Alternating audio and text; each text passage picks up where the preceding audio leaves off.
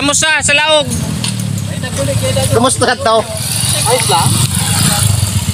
Ako nagbalik. Balik sa ano, nagray. Natagalan baga kayo sir? Anong nangyari? Wala tayo kwentuhan. Inintay ka namin doon. Mahirap so daanan. Inintay ka namin doon. Parang hirap ba? Aray.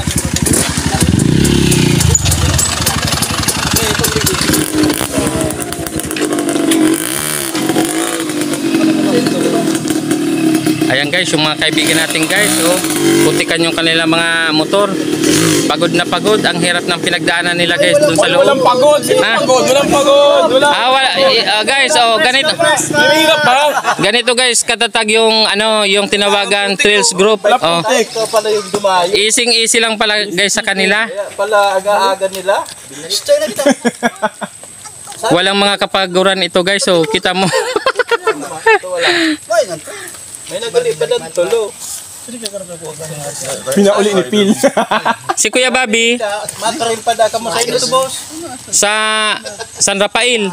Isa'y mag-guide sa inda. Si Kuya Bobby nasana? Asat siya. Nawawalang guide. Nawala nga. Gusto niya apat guide ma.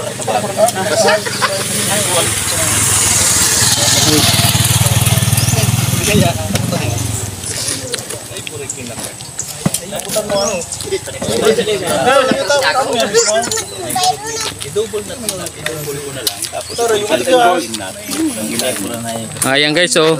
Pansinin natin guys si Sir, oh, talagang ganadong-ganado guys, oh. nabibitin yung ATM. Alintana guys sa kanila yung pagod, yung hirap ng kanilang pagmumotor dahil sa hilig nila guys, oh. Talagang walang kapaguran. Oh, ayan guys, oh. Oh guys, hindi sila guys prepare, oh. Tingnan mo, oh, yung damit nila mabutik na. Oh guys, ito yung mga kaibigan natin, oh. Ayan, sa aking mga follower na mahilig din po magmotor, ayan. Boss, bitin pa daw, boss. Bitin pa, boss. Naghanap kami ng mahirap, timo. Wala pa akong puto ko. Napasa tayo.